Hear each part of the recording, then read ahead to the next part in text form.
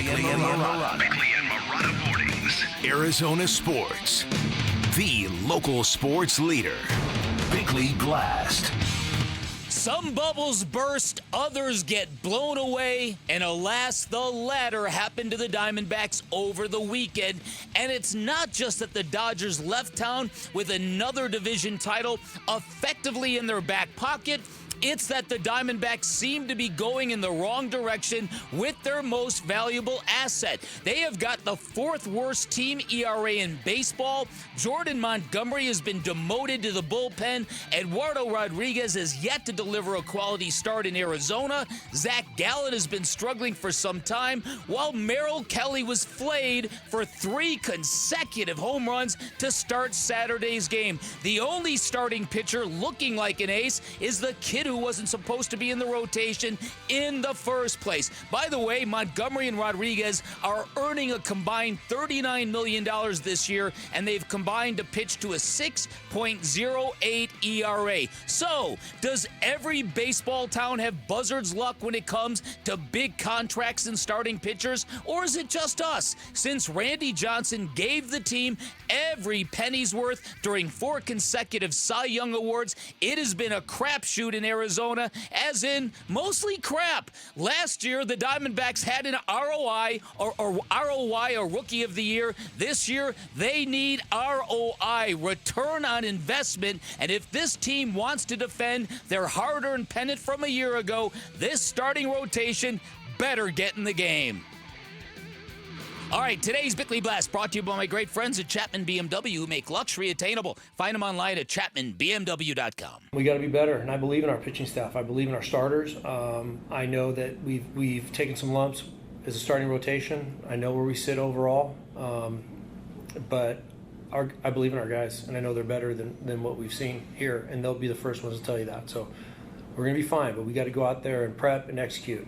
A win for me is doing the work.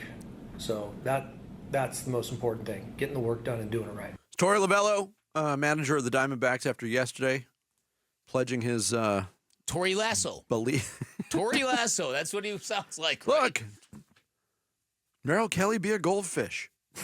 Basically is what he's telling him. I love the ROI line. Thank you. I think you might have a future in this rating. Thank you, brother. thing. That's what they need, though, man. They need return on investment from that pitching staff. They sunk big money into this roster and most notably this rotation.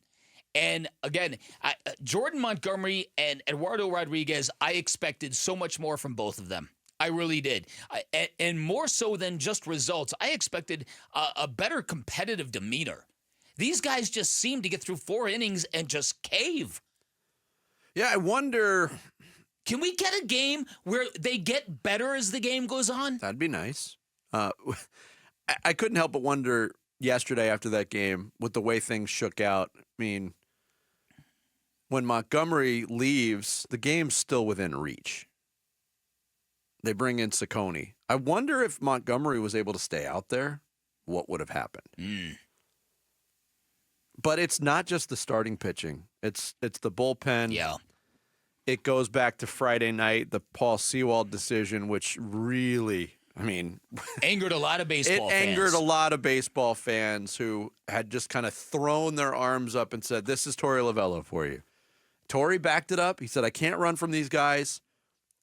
Probably should have run from Paul Sewald in that situation. They were down at the time, but things got sideways after he came in. The Paul Sewald, we can't dismiss the fact that it's just been a weird year for Paul Sewald. I did just a quick look at his stats. In his first 18 games, he was perfect, 11 for 11 in saves. The Diamondbacks were 17-1 in those games that he pitched. 9 of his first 16 appearances, save situation or otherwise, were 1, 2, 3 innings. His ERA was 0.54. Since then, and this was before yesterday, I didn't update it, but his ERA had ballooned up to 7.78.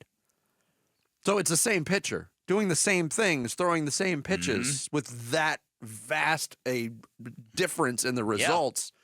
Yeah. It's been weird for a lot of pitchers this year. And it's hard to wrap your head around it because we've been waiting for this rotation to be whole. It's whole. They're underachieving.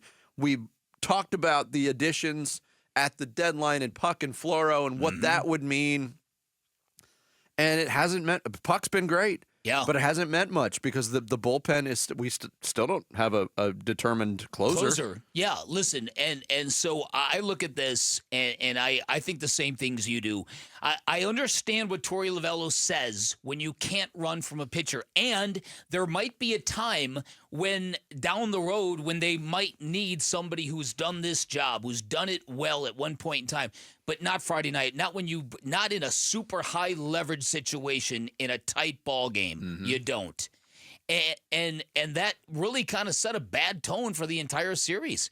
Like you said, and the Diamondbacks, to their credit, made things interesting late, but then you coupled that with what went down on Saturday, and the Slade Ciccone thing yesterday. In real time, I thought to myself, bullpen in a series against the Dodgers? I didn't get either of it. Not comfortable playing or going to your A bullpen in a deficit situation. It's not. I get the arguments on both sides. I definitely do. The thing on Saturday that frustrated me the most wasn't the 3 home runs to start the game. It's that the Diamondbacks came back and immediately answered, and then they got 1 hit after the first inning. Yeah, 1. Yeah. So, very disappointing series. The difference in class, I was hoping not to see that across the board. Didn't like the series one bit. But this rotation, if this team is going to do anything in the playoffs, if this team is going to make the playoffs, at one point, the Fangraphs thing had them at 97% certainty. They're down now to the high 80s.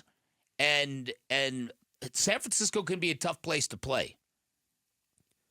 It's not the easiest, certainly. And you mentioned, too, earlier in the show, Torey being about as agitated as he's been with the way the series went. And he talked about that yesterday. The things that they did wrong yesterday really ate at him. 2-strike, middle fastballs with bases open, lack of execution on the mound, running 3-0. Basically, when you have a red light, I don't put the red light on. I expect our players to know the situation about when you are supposed to take risks like that. Now, we talk about 90 feet in this game, in this organization. We believe in it. But when you're down 3-1, you basically got to be standing up into the base if you're going to take that risk. If it's anything close to you might not be safe, you shut it down. So those are the things I'm thinking about. Missed cutoff men, fly balls to the outfielders, stuff like that. Giving up free backside 90 feet. Those things drive me insane. And we'll make sure we address it. Yeah, as we speak today, and we've got 4 games of proof and 7 games in this homestand of proof, I still feel confident in saying I think the Diamondbacks have a championship-level offense. But that's it. Yes, and this is exactly the opposite of what was supposed to be their calling card. Isn't that crazy? It's the weirdest thing. You said it earlier. You score 35 runs in a 4-game series. You should be partying. Right? You should be. You should be at least celebrating a split. Yes, at the very least. Yeah, it's very, very disappointing, and these guys have got to get it going. Thanks for watching Bickley and Murata. Click to see the latest Bickley Blast and hit the button in the middle to subscribe to Arizona Sports.